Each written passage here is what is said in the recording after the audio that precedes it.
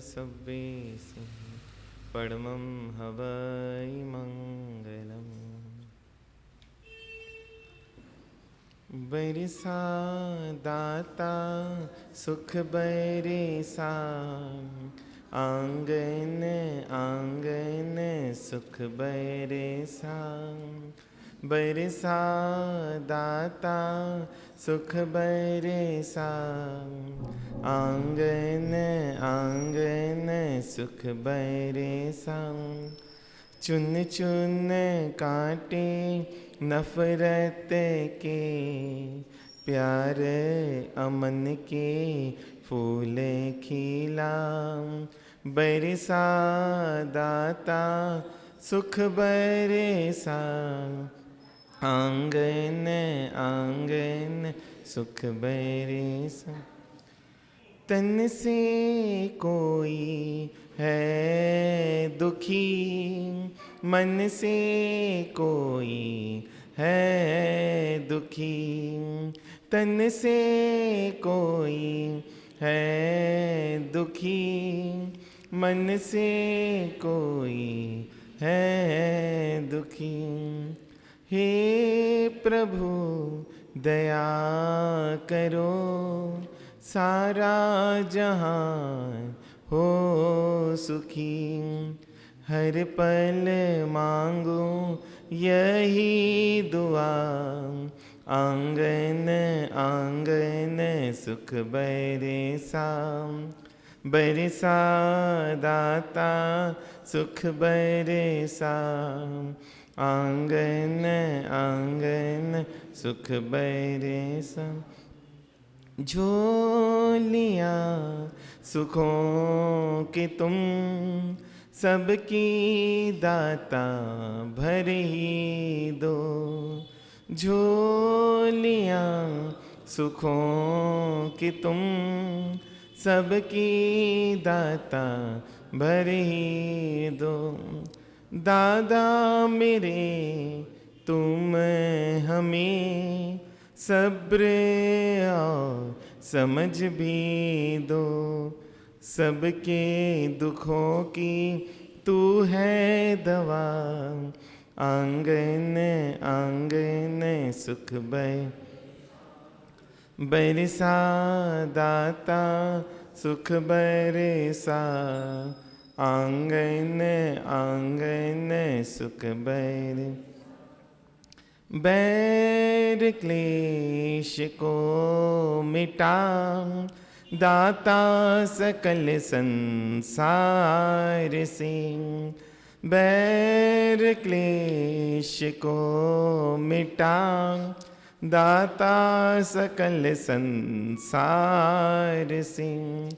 नाम का स्मरण करें मिलकर सारे प्यार से। नाम का स्मरण करें मिलकर सारे प्यार से। मानव से मानव होना जुदा, आंगन आंगन सुख बरसा दाता सुख बरसा, आंगन आंगन सुख बरसा। चुन चुन काटे नफरत के, प्यार अमन के फूल खिला। बरसा दाता सुख बरसा, आंगन आंगन सुख बरसा।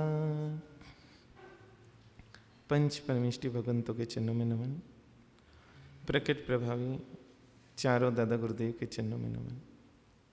मम जीवन उद्धारक सतपथ प्रदर्शक पूज्य गुरुद्वय के चरणों में कोटि कोटि वंदन, कोटि कोटि नमन।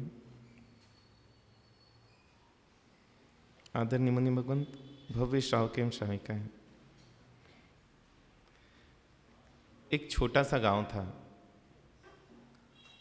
और उस गांव में एक बहुत ही सज्जन पुरुष एक बहुत ही समझदार पुरुष रहता था। पूरा जीवन गांव में ही बीता और एक दिन एक अवसर आया कि उसको विदेश जाने का मौका मिल गया। और सोची ना कि लॉटरी लग गई, क्योंकि कहाँ तो शहर भी नहीं जा पाया था जीवन के आपाधापी में, और कहाँ उसको अवसर मिल गया सीधा विदेश जाने का। और उसको तो लगा अब तो देखूंगा दुनिया को एक बार, और बहुत खुश था क्योंकि 2 महीने बाद जाना था। 2 महीने तक वो खुशी भी चलती रही, और वो क्षण भी आया कि वहाँ से शहर पहुँचा, और वो क्षण भी आया कि शहर से विदेश पहुँचा। और विदेश गया और वहाँ पर देखता है कि सब चीज़ें एक से एक दिखाई दे रही है, सब नई नई चीज़ें दिखाई दे रही है। और पैसा भी लेके गया था, क्योंकि हम जहाँ कहीं जाएं और बिना खरीद के आ गए तो सबूत क्या गए थे, क्योंकि सबूत तो चाहिए। वो वहाँ पर उसने सोचा कि क्या खरीदूं, तो वहाँ पर है ना मिट्टी के खिलौने थे, क्योंकि विदेश में उसकी कीमत ज़्यादा है। उसको लगा चलो यही खरीद लेता हूँ मैं, और उसने वो खरीदे और वो वापस अपने गांव आया। और वो मिट्टी के खिलौने कैसे थे, जो उसके गांव में मिलते ही थे। वो वहाँ पर उसके गांव में ज़्यादा सुलभ थे, वहाँ बहुत बड़े स्टोर में थे, यहाँ फुटपाथ पे मिलते थे। और कुछ कपड़े खरीद कर लाया, कुछ ऐसी छोटी छोटी चीज़ें खरीद कर लाया। और वो घर आया और सबको उत्साह था कि क्या लाए क्या लाए, लेकिन जैसे ही सबने चीज़ें देखी सबका मूड एकदम से ऑफ हो गया। क्यों ऑफ हो गया? हाँ, अरे सबने बोला आप इतने समझदार व्यक्ति, जो यहीं पर सुलभ था उसको आप वहाँ से खरीद के लाए। अरे जो यहाँ दुर्लभ था, जो यहाँ दुर्लभ है, अगर वो लेकर आते तब तो उसकी कोई कीमत होती, तब तो कोई उसकी वैल्यू होती। लेकिन आप तो वही चीज़ें ला लिए जो अपने गांव पे फुटपाथ पर मिलती हैं, तो आप गए नहीं गए एक ही बात होगी। और इसलिए बोलते हैं कि समझदार किसको बोले, जो जहाँ नहीं मिलता है ऐसी दुर्लभ चीज़ों के लिए मेहनत करें, जो बिल्कुल सुलभ चीज़ें हैं जो उसके लिए मेहनत करें। और ज्ञानी भी यही बोलते हैं, जो सुलभ के लिए मेहनत करें उसी को तो मूर्ख बोला, और जो दुर्लभ के लिए मेहनत करें उसी को समझदार बोला। और हम भी देखें, हम मेहनत किसके लिए कर रहे हैं? जो सुलभ है उसके लिए, जो अनंत भवों में कई बार मिल चुका है और मिलकर हम छोड़ चुके हैं, हम उसके लिए मेहनत कर रहे हैं जो कभी नहीं मिला, जो किसी किसी को मिलता है, और जो मिलने का अवसर अपने जीवन में है हम उसके लिए मेहनत कर रहे हैं। क्योंकि परसों जब बात चली कि किसका पुण्य ज़्यादा, तब आपने ये तो बोल दिया कि कुत्ते से ज़्यादा हमारा पुण्य। लेकिन आप सोचो कि हमारी समझदारी देखकर ये नहीं लग रहा है कि हम पुण्य का भी उपयोग कर सके, क्योंकि जो चीज़ें बहुत सुलभ थी, जिस भाव में गए संबंधी मिले थे, जिस भाव में गए संपत्ति मिली थी, जिस भाव में गए जो चीज़ें मिली, और इस भाव से अगले भाव भी जाओगे तो वो सब चीज़ें मिलेगी। और देखते हैं कि 24 घंटे ये जीव उसी का पुरुषार्थ कर रहा है। और इसलिए ज्ञानियों को बताना पड़ा, हे जीवो थोड़ा समझो दुर्लभ क्या है, ताकि एक बार तो ध्यान जाए। और इसलिए भगवान ने बताया, हे भव्य जीवो 4 चीज़ें दुर्लभ है। कितनी बार सुन चुके हैं हाँ? कि वो मनुष्यता दुर्लभ है, ये बोला उन्होंने, क्योंकि यहाँ वहाँ बाकी जगह पर वो मिलना बहुत मुश्किल है। यहाँ पर जो मिल सकता है, मनुष्य भाव में जो मिल सकता है, वो अगर अपन बाहर भी वही चीज़ों के लिए मेहनत करें तो सोचिए मतलब क्या रहा। मतलब तिर्यंच गति में भी जो सुलभ है, अगर मनुष्य बनकर भी वो वही चीज़ पाने के लिए कोशिश करें, तो हम उसको उस गांव वाले से ज़्यादा समझदार बोल सकते कि नहीं बोल सकते? हाँ? अरे जो देव गति में भी सुलभ है, वो हम यदि मनुष्य में गति में आकर अगर वही पुरुषार्थ करें, तो हम समझदार की कोटि में आएंगे कि मूर्ख की कोटि में आएंगे? क्योंकि सुबह से रात तक एक ही दौड़ दिखती है, उन चीज़ों को इकट्ठा करूं जो चीज़ें हर जन्म में मिली है, जो चीज़ें हर गति में मिली है, और उन चीज़ों को चूक जाते इस चक्कर में जो चीज़ मनुष्य भाव में ही मिल सकती है। ऐसे आप लोग तो बहुत समझदार हो, क्योंकि आप जब भी खरीदी करने जाते हो आप लोग क्या करते हो? जो आपके बालाघाट में मिलता है वो चीज़ लाते हो, कि जो बालाघाट में नहीं मिलता है वो चीज़ लाते हो? हाँ, क्योंकि मुझे पता है आप लोग तो समझदार हो। कौन सी चीज़ लाते हो? हाँ, जो बालाघाट में नहीं मिलता हम तो वही चीज़ खरीद के लाएंगे, है ना? ऐसे ही पूछ रहा हूँ, क्या आप लोग इतने समझदार हो जो इस भव को छोड़कर कहीं नहीं मिलता है ना? इस भव में आने पर ही जो चीज़ मिलती है, आप उस चीज़ को इकट्ठा कर रहे हो कि जो बाकी भवों में भी मिलता है, जो बहुत ही सुलभ है ना? भोग बाकी भवों में बहुत सुलभ है, क्या उसी के लिए मेहनत चल रही है? तो इसलिए भगवान को बताना पड़ा है भव्य जीवो दुर्लभ है। और उसमें सबसे पहली दुर्लभता क्या बताई? हाँ, मानव भाव भी नहीं बताया, क्योंकि मानव भाव भी कई ले लेते हैं, लेकिन मानवता ये दुर्लभ है। और इसलिए मानव भाव दुर्लभ नहीं है, कई बार ले चुके हैं, लेकिन मानव भाव के साथ मानवता का कॉम्बिनेशन हो जाए, ये तो विरले जीवन आज भी हम देखते हैं। क्योंकि एक ने आके पूछा, महाराज साहब बोलते मनुष्य बहुत दुर्लभ है और संख्या तो बढ़ते जा रही है। बोला संख्या है ना, मनुष्यता की नहीं बढ़ रही है ना। वो 2 हाथ पैर वाले बढ़ रहे हैं, 2 हाथ पैर का तो बंदर भी होता है, उसके साथ तो एक पूंछ एक्स्ट्रा होती है। लेकिन यहाँ तो किसको बोल रहे हैं, कौन सी चीज़ दुर्लभ है? और वो चीज़ दुर्लभ दिखाई देती है कि नहीं? क्योंकि विरले जीवों में है जो अपने को मानवता के दर्शन होते हैं और बोलते दुर्लभ है। और बोला जिसमें मानवता आई वो ही आगे की यात्रा तय कर सकता है। और इसलिए जिसके अंदर मानवता आई थी, हम देखते हैं कि आदिनाथ भगवान का जो जीव था धन सार्थवा, उनके अंदर मानवता थी कि मैं आगे बढ़ूं तो मेरे साथ सब आगे बढ़े। इस भाव को ही क्या बोला? मानवता। अपने को मिला या नहीं मिला ये भाव? है ना दुर्लभ ये भाव, क्योंकि मैं ही आगे रहूं और बाकी सब मेरे पीछे रहे, ये भाव तो बहुत सुलभ है ना। लेकिन मेरे साथ सब आगे बढ़े, ये भाव बहुत दुर्लभ है। इसलिए आप ढूंढो भी ना, दिन के सूर्य के प्रकाश में भी ये भाव ढूंढने निकलो ना, तो शायद मिलेगा नहीं, क्योंकि इस भाव का आज बहुत ही शॉर्टेज हो गया। और इसलिए बोला पंचमारा दुखम है। क्यों दुखम है?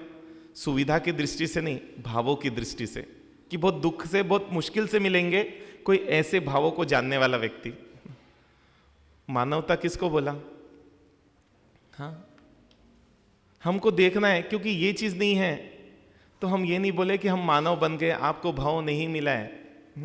क्योंकि जिस भाव के साथ जो भाव नहीं जुड़े, वो भाव मिलना नहीं मिलना एक बराबर बताए।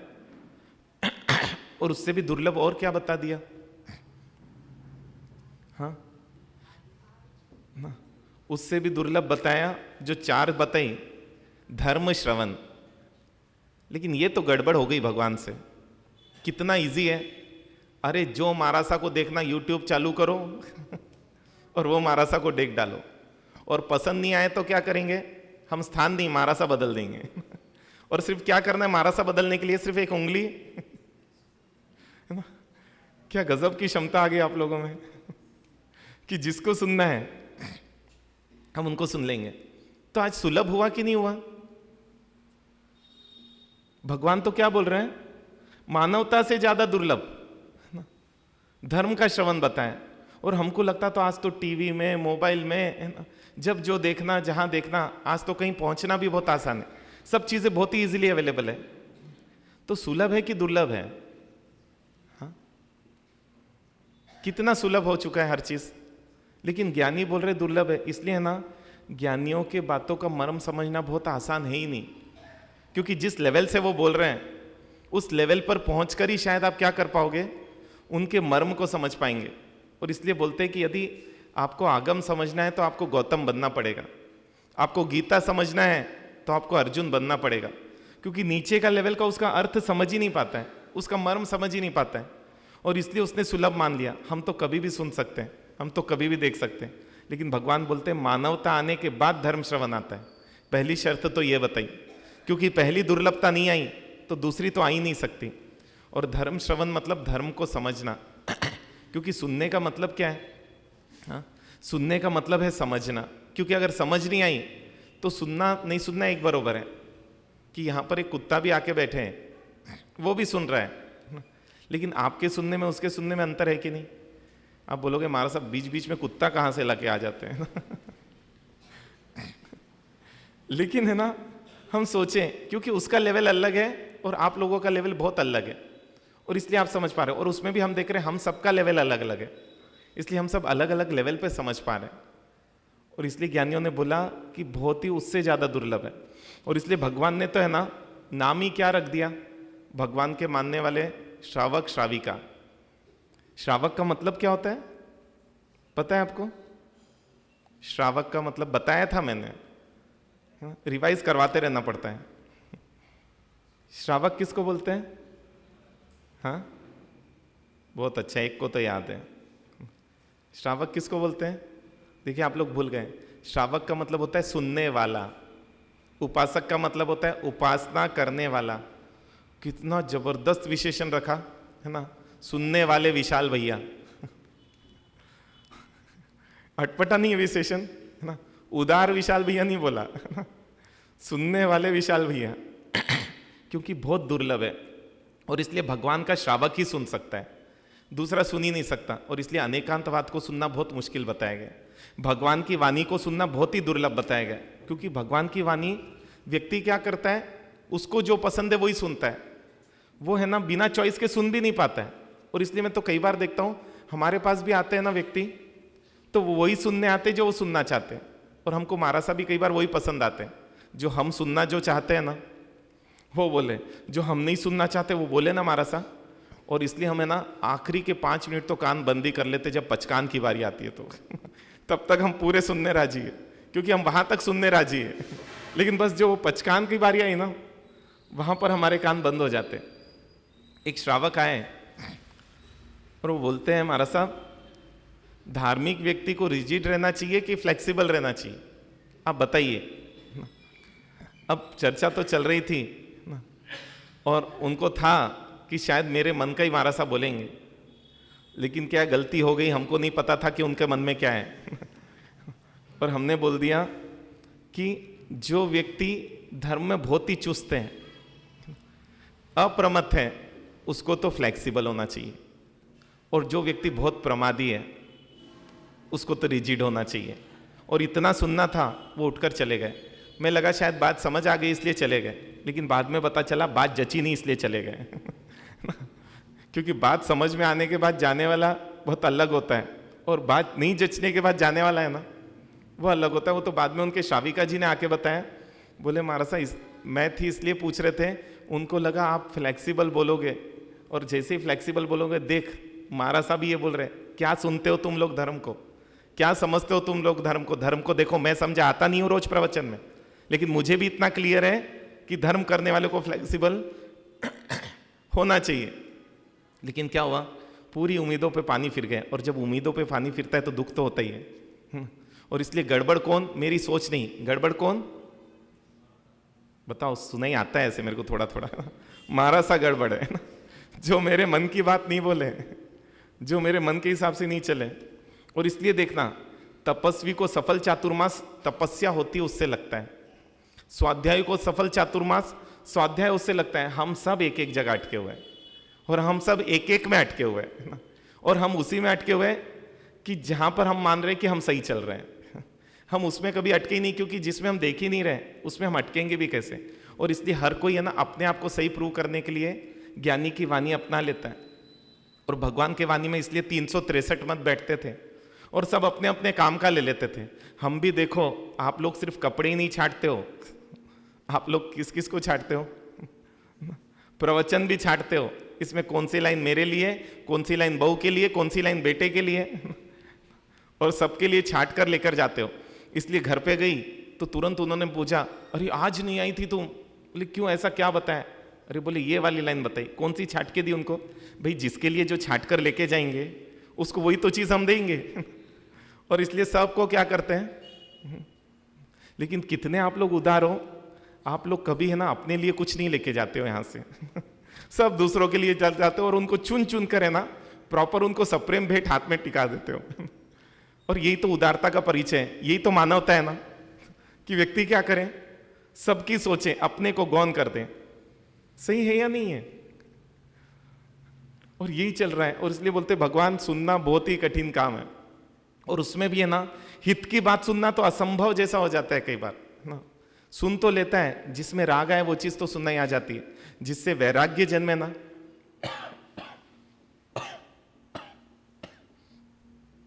जिसमें वैराग्य जन्मे वो चीज सुनना तो और दुर्लभ हो जाती है, क्योंकि उसमें तो है ना व्यक्ति का मन राजी नहीं हो पाता। और इसलिए बोलते सुनने के लिए बहुत पात्रता चाहिए। और चोर भी एक सुना और सुधर गया, क्योंकि सुनने का मतलब ही क्या है, सुधरना। जैसे अपन बोलते हैं ना, महाराज साहब ये बेटा बिल्कुल नहीं सुनता, मतलब बहरा है ऐसा नहीं है, सुनता नहीं मतलब मेरी मानता ही नहीं है। इसलिए बोला कि धर्म श्रवण, ये दूसरी दुर्लभता बताई। और जब तक ये नहीं आएगी, श्रद्धा कैसे आएगी? इसलिए एक बार पूछा था मैंने, श्रद्धा है कि नहीं आप सबको? आप सबने है बताए। जिसने आज तक भगवान का धर्म श्रवण ही नहीं किया है, जिसने अनेकांतवाद नहीं समझा, जिसने अहिंसा नहीं समझी, जिसने अपरिग्रह नहीं समझा, जो सामान्य तत्व है परमात्मा के, जिसने वो तक नहीं समझे, वो भगवान पर श्रद्धा लाएगा कैसे? क्योंकि श्रद्धा को श्रवण के बाद रखते हैं भगवान, श्रद्धा को श्रवण के पहले नहीं रखा। हाँ, पहले भी व्यक्ति सुनता है, लेकिन वो श्रद्धा नहीं होती है जो सुनने के बाद जन्मती है कि सच में इनकी वाणी सुनने में ही मेरा हित है। कभी ऐसा लगा इनकी बातें में ही मेरा हित है, इनकी बात नहीं मानूंगा तो मेरा अहित हो जाएगा। क्योंकि जब जब मैंने इनकी बात नहीं मानी तब तब मेरा अहित हुआ है। और इसलिए बोलते जब भी परमात्मा की कंठ की पूजा करते, भगवान धर्म श्रवण की पात्रता दीजिए, धर्म श्रवण की योग्यता दीजिए। क्योंकि बार बार भावना भाऊंगा, मेरा हित मैं समझ सकूं, इतनी सद्बुद्धि दीजिए। क्योंकि इस संसार में जितनी भी हित की वाणी है वो किसने प्रकाशित की? प्रभु आपने ही बोली। आज जितना भी सुख भोग रहा हूं वो भी आपकी वाणी का पालन किया, इसलिए भोग रहा हूं। इस संसार में जिस जिसका भी हित हुआ, उन्होंने किसकी वाणी सुनी थी जब उनका हित हुआ? प्रभु रोहिणिया चोर का हित हो गया, क्योंकि उसने किसको सुन लिया? उसने आपको सुन लिया। प्रभु दृढ़ प्रहरी का हित हो गया, कल्याण हो गया, केवल्य प्राप्त हो गया, क्योंकि प्रभु उसने किसको सुन लिया? उसने आपको सुन लिया। प्रभु अर्जुन माली तिर गया, इतनी 7 रोज हत्याएं करने के बाद भी क्यों तिर गया? उसने किसको सुन लिया? प्रभु उसने आपको सुन लिया। प्रभु ऐसे कान दो कि जिससे मैं क्या कर सकूं? आपकी हितकारी वाणी सुन सकूं। भले ही लोग मुझे पंचेंद्रिय माने, लेकिन मुझे पता है मेरे पास 4 ही इंद्रियां है भी। तो ये श्रवण इंद्रिय मिली नहीं, क्योंकि मिल जाती तो आपकी वाणी मेरे कानों में आ जाती, और मेरे कानों में आ जाती तो मेरे हृदय में कैसे रुकती आए बिना? क्योंकि आपकी वाणी तो इतनी मधुर, मतलब लोग तो सत्य बोलते हैं तो कटु होता है कई बार, लेकिन आपने जो सत्य बोला उसमें तो मधुरता ही थी, उसमें तो प्रेम ही था, उसमें तो आत्मीयता ही थी। तो इसलिए हे प्रभु इतना सामर्थ्य दे। और इसलिए मैं बोल रहा हूँ अनुप्रेक्षा की बहुत ताकत है। सिर्फ आप बोलना चालू करो, क्योंकि बोलते ही जाओगे ना तो वो लगाव, वो पात्रता अपने आप डेवलप हो जाएगी। कितना आसान तरीका बताया ज्ञानियों ने अपनी पात्रता डेवलप करने का। और ऐसे कई उदाहरण आप कहानियों में सुनते हो कि पात्रता देखो उनकी ऐसी डेवलप हुई। लेकिन उसके बाद भी है ना, हम क्या चाहते हैं अपनी पात्रता डेवलप करें, सुन नहीं पा रहे, कोई दिक्कत नहीं, वो सुनने की भावना तो होनी चाहिए कि भगवान इतनी समझ दे दे। क्योंकि जितने उदाहरण देखता हूं कथानुयोग में, सब में एक ही चीज दिखती है, जिसने आपको सुना।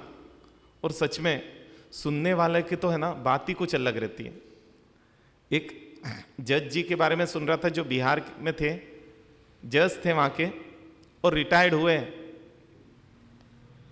हुए तो सुबह सुबह वॉकिंग के लिए निकलते थे अपनी छड़ी लेकर, और मजे से निकलते थे, रोज का उनका क्रम था।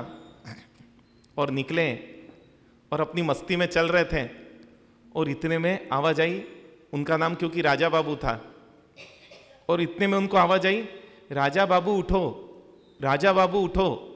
और इतना सुनना था कि एकदम से वहीं रुक गए ना, और बोला कौन बोल रहा है ना, क्योंकि एक माँ अपने बच्चे को उठा रही थी और वो बोल रही थी राजा बाबू उठो, राजा बाबू उठो, दिन बहुत हो गया है अगर लेट करोगे ना तो दिक्कत हो जाएगी, और फिर मत बोलना कि लेट हो गया।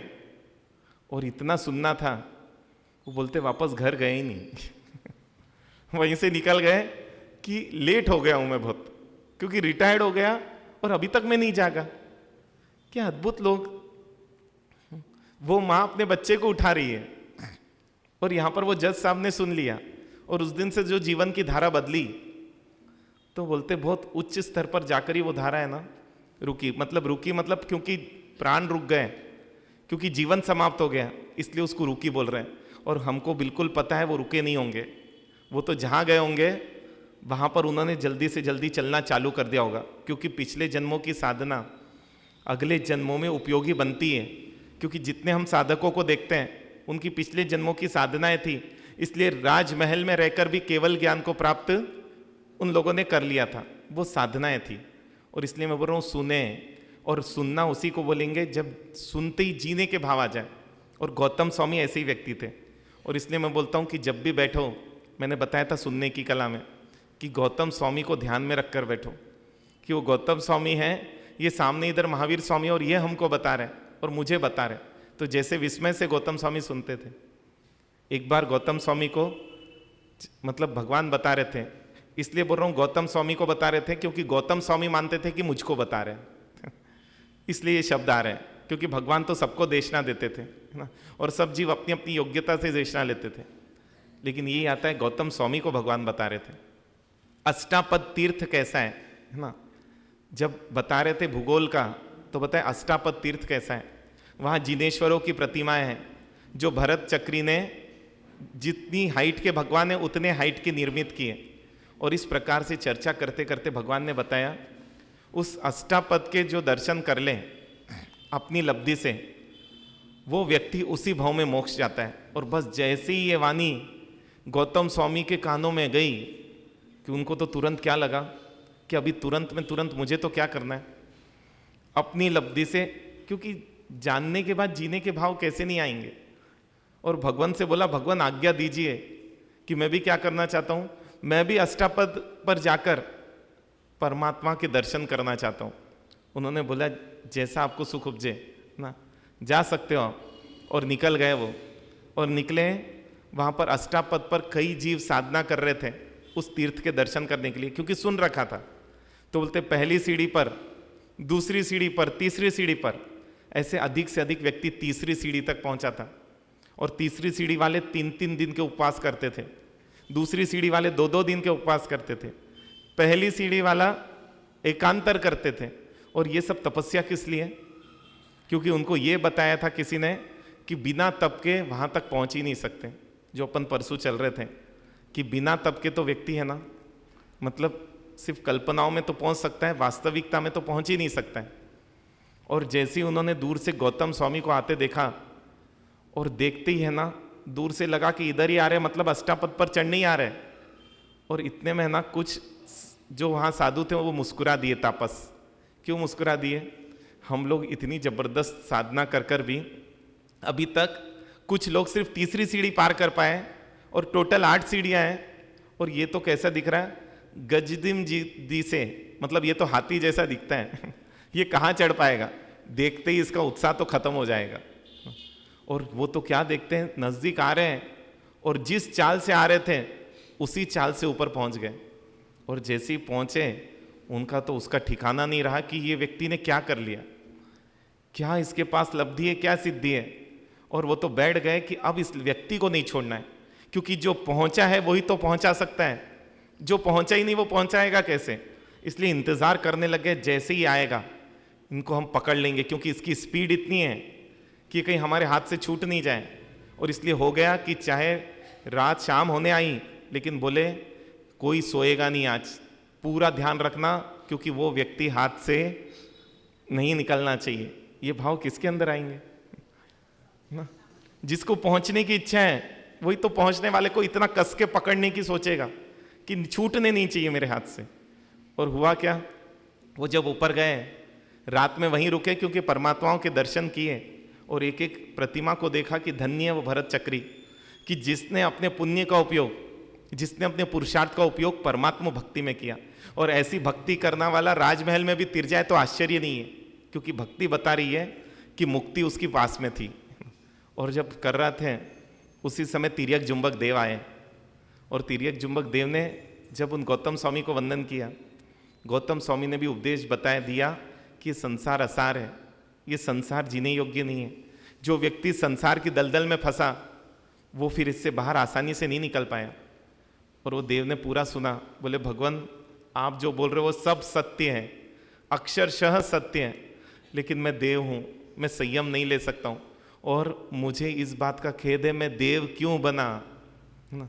हम सब क्या बनना चाहते हैं? हाँ, स्वर्ग कोई नहीं जाना चाहता है, तो इतना तो बोल के चले जाओ जब मैं जाऊं तो मेरे आगे नाम के स्वर्गवासी मत लगाना इतना तो बोल के चले जाना आप अगर स्वर्ग नहीं जाना चाहते हो तो। वो भी है ना, बोलता है देव कि भगवान क्या करूं कि जब मनुष्य बनूं तो मनुष्य बनूं ना तो संयम मेरी झोली में तुरंत आ जाए, मैं भटकूं नहीं, क्योंकि मुझे ये भी पता है कि मैं मनुष्य बनूंगा तो मुझे कुछ याद नहीं रहेगा, तो मुझे संयम कैसे याद रहेगा? इस भाव में तो नहीं ले सकता, अगले भाव में जन्मते ही संयम ले लूं, इसका कोई उपाय बताइए। उन्होंने बताया इसका एक तरीका है और वो है अनुप्रेक्षा। अगर तुम अनुप्रेक्षा करोगे तो हो जाएगा। बोले भगवान किसकी अनुप्रेक्षा करूं, क्या अनुप्रेक्षा करूं? तो बोला रोज 500 बार कुंडरिक पुंडरिक अध्ययन उसका पाठ करो। पाठ किस लिए अपने को पता रहना चाहिए है ना, कि पाठ ही उसके लिए कि वो चेतना में इतना घुस जाए कि किसी भाव में भी चले जाओ वो चेतना पर धूल नहीं जम पाए। यहां पर भी अब वो तो तिर्यक जुंबक क्या करने लगा, रोज 500 बार है ना, रोज 500 बार संयम के प्रति बहुमान और असंयम के प्रति धिक्कार भाव। और जब रोज 500 बार कोई करेगा, पूजा कितनी बार करनी, पाठ कितनी बार करना, रोज रोज एक बार बहुत है ना, एक से ज्यादा बार करना भी नहीं, नियम से चलना अपने को है ना। और वो रोज 500 बार उसका अध्ययन करते हैं। सोचिए 500 बार मतलब इतने स्वर्ग में रहकर भी सुबह से शाम तक मतलब 24 घंटे सिर्फ वो क्या कर रहे थे, उस अध्ययन का पठन कर रहे थे। और उसका प्रभाव भी ऐसा हुआ कि जिस घर में जब गर्भ में आए और गर्भ में आते ही पिता ने दीक्षा ले ली पिता को दीक्षा के भाव आ गए, बच्चा गर्भ में आया और यहाँ पिता तो क्या हुआ, बोले कि मैं तो निकला और वो तो निकल गए दीक्षा लेकर। अब माँ सोचती है कि ये तो निकल गए ना, ठीक है मुझे ये बच्चा संभालेगा, और उसका चल रहा है कि जैसे ही आएगा इसको मैं बड़ा करूंगी और इसको, लेकिन वो बच्चा तो क्या सोच रहा है, जैसे ही बच्चे का जन्म हुआ और बच्चे को याद आया कि अरे मुझे तो पिताजी की बात सुनकर मुझे भी संयम लेना है, लेकिन लूँ कैसे संयम, क्योंकि माँ छोड़ने वाली तो नहीं है ना। और बोलते हैं ना जिसको जिस दिशा में सोचता है उस दिशा में उसको ट्रिक्स मिली जाती है। और उन्होंने एक काम चालू किया, सबसे बढ़िया काम क्या है, रो है ना। और बच्चे जब रोते हैं ना दिमाग घूम जाता है, इतने सीधा पंचम सुर से ही चालू करते हो 1 2 3 उसमें रहता ही नहीं है ना, सीधा 5th रेंज से ही चालू होता है कि व्यक्ति अगर 5 मिनट सुन लेना वो हिले बिना नहीं रह सकता, भली आंखों में आंसू नहीं आए लेकिन आवाज तो इस लेवल पर रहेगी। और अब वो रोना चालू किया। अब माँ तो परेशान हो जाए कि सोता उतनी देर तो शांति, लेकिन जैसे ही जगता और माँ दिखी कि रोना चालू, अब तो इतना परेशान आ गया, ये पति तो गए, ये जंजाल मेरे सर पर छोड़ के गए। कैसा ये संसार है। अभी तो क्या लग रहा था है ना, जिगर का टुकड़ा लग रहा था, अभी क्या लग रहा है अब जंजाल लग रहा है। और वो सोचती कि करूँ तो क्या इसका। ऐसे करते करते जब थोड़ा सा समय हुआ, 2-3 महीने 4 महीने बीते, अब तो परेशान हो गई कि इसका करूँ क्या मैं। और बोलते कि उस दिन गुरु से पूछकर वो भिक्षा के लिए निकले जो उनके पिता थे, और गुरु ने एक चीज बोली कि आज है ना सचित भी मिले तो ला लेना। लेकिन गुरु पर संदेह नहीं हुआ कि ये गुरु क्या बोल रहे हैं, खाने का इतना राग कि क्या करें, कि सचित मिले तो ला लेना। सचित साधु बैर सकता है क्या, क्या बात कर रहे हो, बैर सकता है ना, यदि आप बेटा बैराने राजी हो तो ऐसा कुछ भी, क्योंकि अनेकांतवाद है ना, यहाँ सचित भी बैरने को गलत नहीं माना गया है, लेकिन बस आपका बैराने का मन नहीं रहता है वो बात अलग है। तो यहाँ पर अब वो जैसे ही घर पर पहुंचे और वैसे ही पत्नी ने तो चालू किया, आप तो गए, इस जंजाल को मेरे सर पर छोड़ कर गए, इसको भी लेके जाना था ना। और बोल दिया कि अब तो आपको इसको लेकर ही जाना पड़ेगा, मैं इसको नहीं संभाल सकती हूँ, मेरे अब ये आपे के बाहर हो गया है ना। हालांकि ऐसा वैराग्य कई बार आता है, लेकिन थोड़ी देर में आप वापस समझ जाते हो लेकिन उसने अति कर दी थी कि समझने की जगह ही नहीं रखी थी। और माँ ने तो, पिताजी ने क्या किया, उनके 4-5 लोगों को बुलाया सबूत के तौर पर, कहीं ये नहीं लग जाए कि क्या हो जाए कि हमने किसी तरीके से गलत वो करके ले लिया। और बहरा दिया उन्होंने अपनी झोली में, और वो तो झोली में लेके निकल पड़े ना। और बोले देखो फिर मांगना मत, बोले मैं सपने में भी नहीं मांगूंगी, लेकर जाओ और लेकर गए। और जैसे ही उन्होंने झोली को हाथ लगाया, गुरु ने बोली ये तो बहुत भारी है, वज्र जैसी भारी है, इसलिए उनका नाम रख दिया गया वज्र कुमार। लेकिन बोले इतना छोटा बच्चा है, साधु नहीं संभाल सकता, क्या करें, श्राविकाओं को देते हैं। और श्राविकाएं संभालने लगी। और वो कहाँ पर पल रहे थे? साध्वी जी के उपासक के पास में श्राविका का जो घर था। अब साध्वी जी जो पाठ करती, वो वज्र स्वामी तो क्या हुआ, वज्र कुमार पूरा उन्होंने 11 अंग तो किसमें याद कर लिए? बोलते पालने में कर दिए, और 11 अंग पालने में याद हो गए। अब 3 साल के हुए, माँ भी देखती अरे ये तो बहुत बढ़िया हो गया है, हंसता है, खेलता है, गाता है। अब माँ के अंदर वापस से ममत्व जाग गया, कैसे है संसार है नहीं। और जाग गया कि इसको वापस चाहिए। वापस से बोला श्राविका को, ये मेरा बेटा है, मुझे वापस दे दो। बोले हमको गुरु ने दिया है, आपको गुरु के पास जाना पड़ेगा। गुरु के पास जाते हैं तो गुरु बोलते एक बार बहराने के बाद वापस से देना संभव नहीं है। वो बोलते मैं तो लेकर रहूंगी, इसके लिए चाहे मुझे जो करना पड़े। और एक माँ कहाँ तक जा सकती है अपने बच्चे को लाने के लिए, आप भी फिर सोच लेना। धमकी दे के आ गई, लेकिन वो तो बिल्कुल निश्चिंत थे, क्योंकि पता था जिसके रोम रोम में संयम है ना, वो उसको कोई जबरदस्ती भी लेके जाए ना तो ज़्यादा देर उसको संभाल नहीं पाएगा। आखिर में वो राजा पर पहुंच गई। राजा के पास पहुंचकर बोला मेरे बच्चे को उन संतों ने ले लिया है और मुझे मेरा बच्चा वापस चाहिए। संतों को बुलाया गया। संतों ने बोला इन्होंने हमारे 5 लोगों के सामने दिया था, और वो 5 सबूत भी बुलाए गए, लेकिन उन्होंने बोला, क्योंकि सबको बोल दिया था कि ये बोलना कि उस समय इनकी मानसिक स्थिति ठीक नहीं थी और इसलिए इन्होंने दे दिया था, लेकिन अब ये पूरे स्वस्थ हैं इसलिए इनको वापस दे दिया जाए। क्योंकि कितनी चालें चलता है व्यक्ति, है ना, अपनी करवाने के लिए ये नहीं सोचता है कि वो चाल है ना, कर्म भी ऐसी चाल चलते हैं कि उसके काम में किसी की चाल है ना लंबी नहीं चल पाती। यहाँ पर भी गए, आखिर में ये निर्णय हुआ बच्चा जिस ओर जाएगा उस ओर क्या है, उस ओर उसको दे दिया जाएगा। और माँ ने तो इतने अच्छे अच्छे खिलौने लाए थे ना, और वो बच्चे को बीच में खड़ा कर दिया गया। और इतने में क्या करते हैं, इतने में गुरु ये जो ओगा है ये सीधा बस जमीन पर रखते हैं, और जैसे ही रखना था कि वो बच्चा दौड़ा और दौड़कर उठा लिया। इतना दौड़कर क्यों उठा पाया वो पूर्व भाव में जो 500 बार किया था ना, इसलिए बोलो उस तरीके से करो, दिन भर करो, लेकिन करो उस तरीके से जिस तरीके से भाव जग जाए, वो अनुप्रेक्षा हो जाए। और सोचिए वो अनुप्रेक्षा हो गई, और फिर तो उनकी दीक्षा हुई।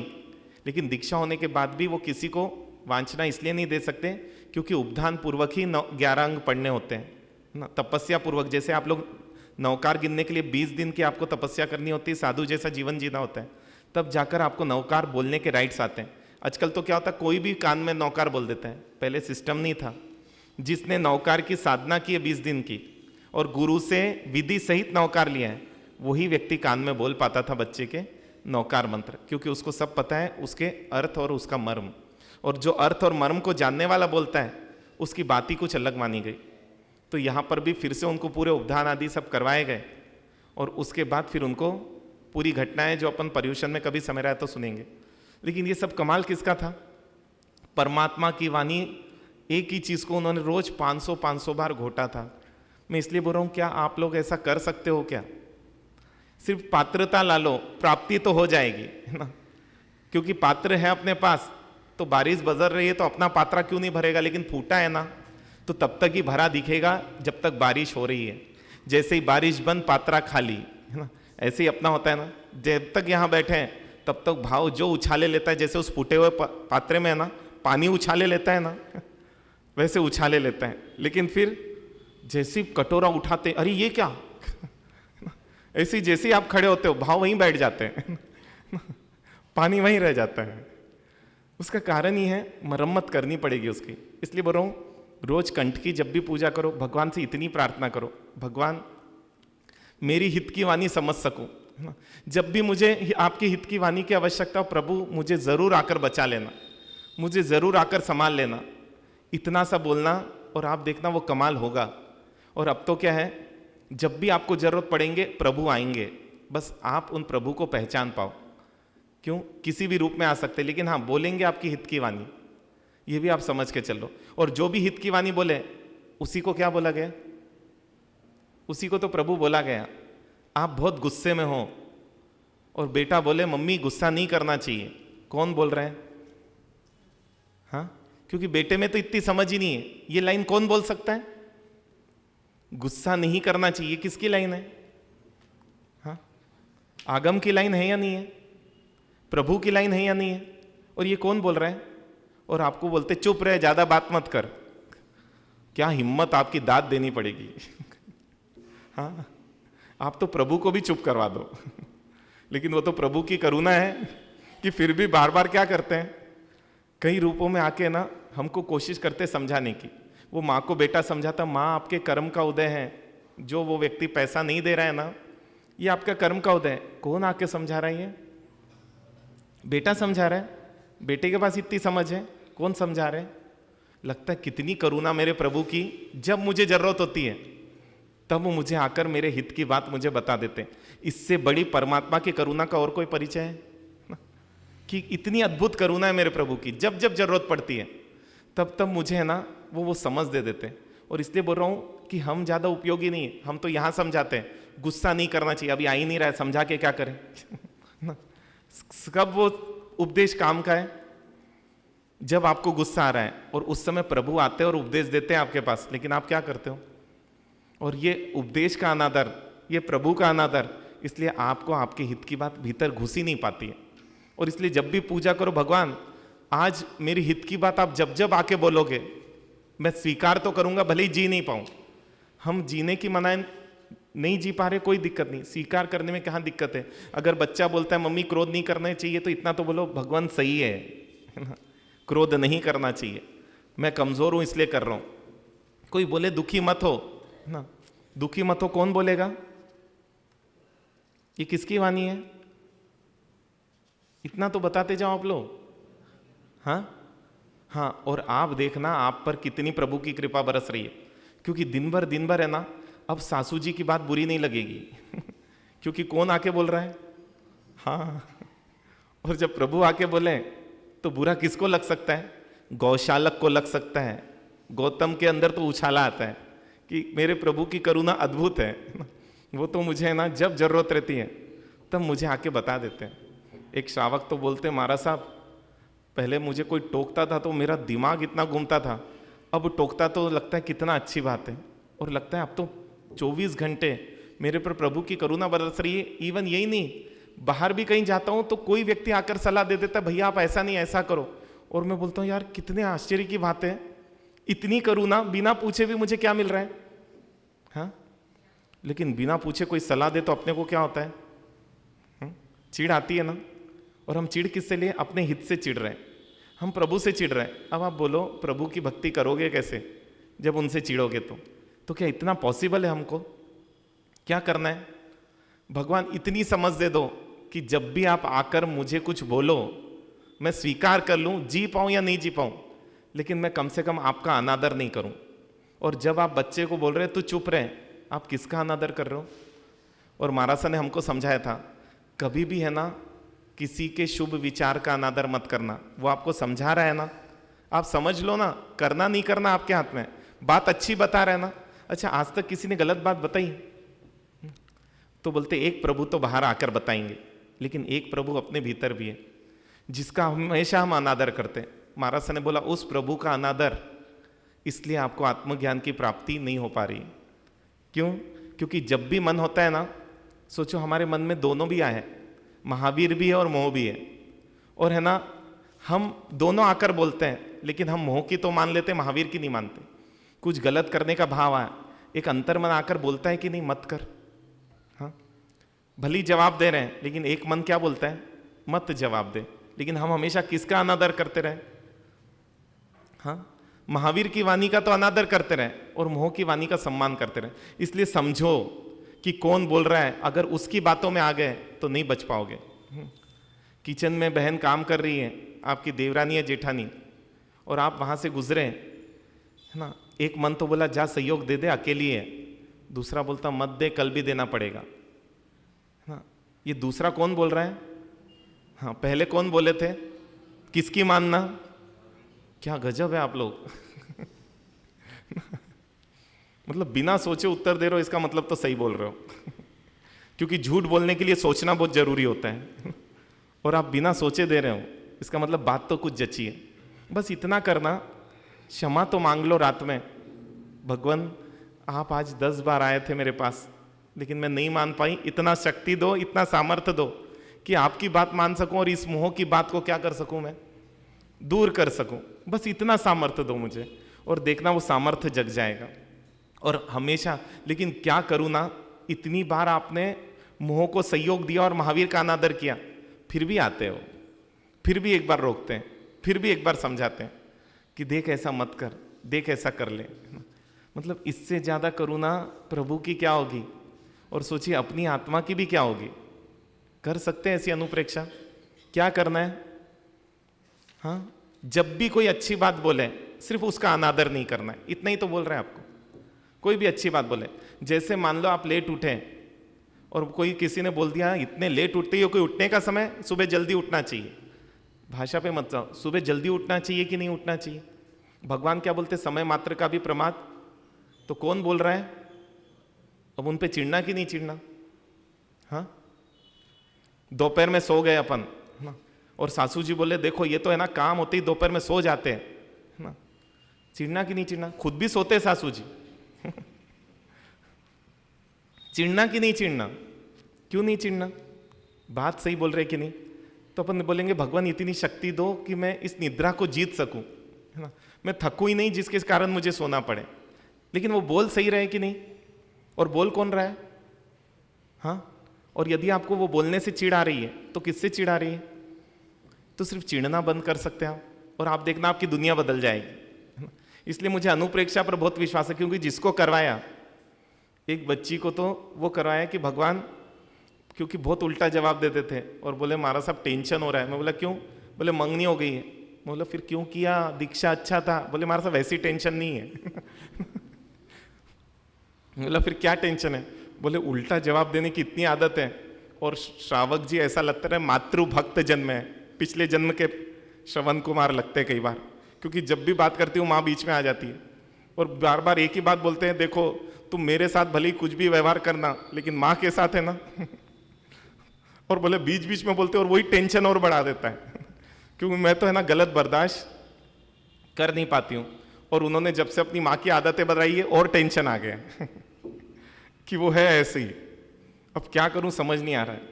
उनसे इतना ही बोला कि देखो एक काम करो, आप भगवान की कंठ की पूजा करो, क्योंकि वो जो ताकत है कि मेरी वाणियों में मधुरता ही निकले प्रभु, और कोशिश करो कि हम उल्टा जवाब की जगह जो जवाब देना चाहिए था उसका अभ्यास करो।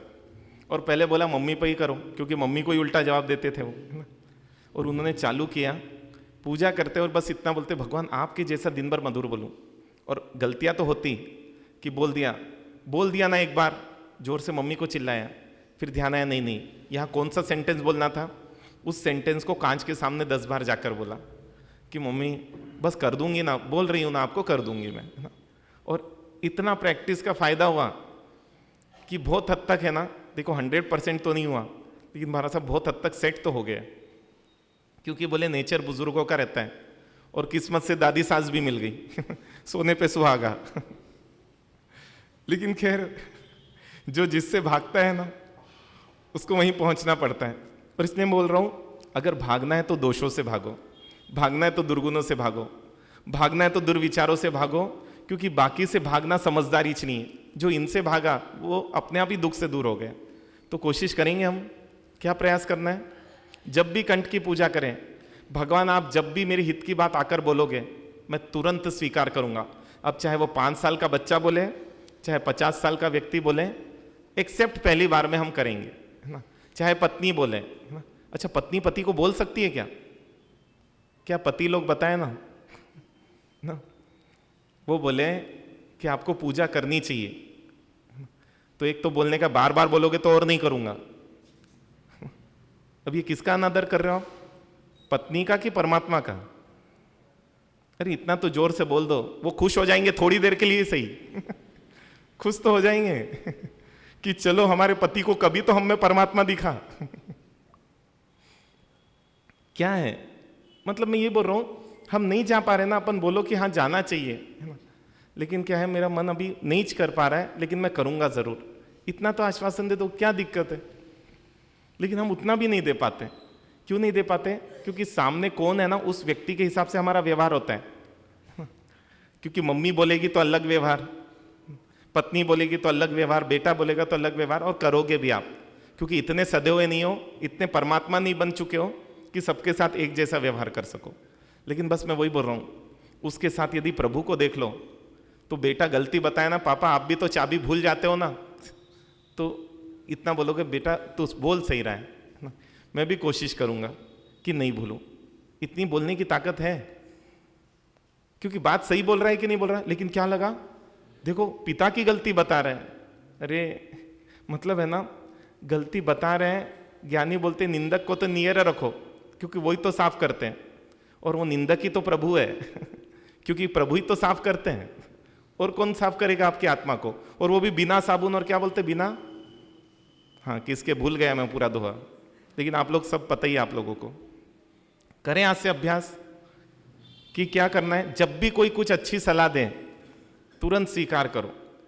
अरे ऐसा करते हैं क्या, क्योंकि अपने को सलाह बिल्कुल नहीं पसंद आती, अब आपको सलाह अच्छी लगने लगेगी। क्यों? क्योंकि इतनी करुणा बरस रही है। श्रावक जी अगर कुछ बोल रहे हैं, आप बस ये देख लो, हित वाली बात है ना, मतलब प्रभु बोले हैं, और प्रभु बोले हैं तो मुझे स्वीकार करना है, जी पाऊं या नहीं जी पाऊं उसको सेकेंडरी डाल दो थोड़ी देर के लिए। तो पहले बाहर के प्रभु का अपमान करना बंद करो, दूसरा इस भीतर के प्रभु का भी अपमान बंद करो, क्योंकि वो आकर हमेशा आपको बोलता है ना। लेकिन आप क्या करते हो, ये मोह आ जाता है। अच्छा, प्रभु आते ही पीछे पीछे मोह आ जाता है, लेकिन देखो पहले प्रभु आते हैं, पहले बोलते चोरी मत कर, फिर दूसरा मोह बोलता है नहीं क्या दिक्कत है चोरी करे तो, सभी तो करते हैं, तू कौन सा नहीं करे तो, और देख तू नहीं करेगा ना तो डूब जाएगा। और आखिर में अपन किसकी बातों में आ जाते हैं। और इसलिए हमने प्रभु की वाणी इतनी दबा दी कि अब मेरे ख्याल से बहुत धीरे सुनाई आती होगी, कईयों को तो शायद आ भी नहीं पाती होगी, ऐसा भी होगा, क्योंकि इतना मोह की आदत हो गई है कि वो प्रभु को बोलने ही नहीं देते। करेंगे अभ्यास आप लोग, सोचिए एक एक पूजा में ये ताकत है, और एक एक पूजा से हमने लोगों को बदलते देखा है। वो बोलते हैं महाराज साहब अब टोकने वाले प्रिय लग रहे हैं, मैं कभी सपने भी नहीं सोचा था, मैं बोलता था ये तो स्वाभाविक नेचर है, कोई टोकेगा तो बुरा लगेगा, लेकिन आज समझ में आ रहा है ऐसा कुछ है ही नहीं, जो भी ये सब हमारा माइंडसेट है, और मुझे सिर्फ माइंडसेट ही बदलना है। और ये नहीं पता था कि माइंडसेट को बदलना इतना आसान है, इतना सरल है कि रोज मुझे क्या करना है, प्रभु के पास जाकर बस एक बार निवेदन करना है, और वो निवेदन ही मेरा काम कर देगा। और अब तो है ना, चूक हुई हमारा सा मेरे से पहले, लेकिन बोलता भगवान आप आए थे कल, गलती हो गई मेरे से, मिच्छामि दुक्कड़म, लेकिन आप वापस से जरूर आना, है ना। क्योंकि अगर वो नाराज हो गए तो समझो सदगति नाराज हो गई, वो नाराज हो गए तो समझो मोक्ष गया आपके हाथ से, वो नाराज हो गए तो मान लो कि आपके पास भले ही सब कुछ आप मान लो, आपके पास कुछ भी नहीं बचा है। करेंगे प्रयास, प्रभु बोल रहे एकाशना करो प्रभु बोल रहे साधर्मिक भक्ति करो, है ना। आप स्वीकार कर लो, बस इतना ही मैं बोल रहा हूं। कर पाओ या नहीं कर पाओ कोई दिक्कत नहीं है, हम प्रयास करें, मैं भी प्रयास करूं कि आप भी बाहर के प्रभु की भी बात मानो और भीतर के प्रभु की भी बात मानो। मैं भी ऐसे ही प्रयास करूं इन्हीं शुभ भावनाओं के साथ। बोले जिन शासन देव की, बोले चारों दादा गुरुदेव की। देखो अब प्रभु को सूचनाएं देंगे, ध्यान से सुनना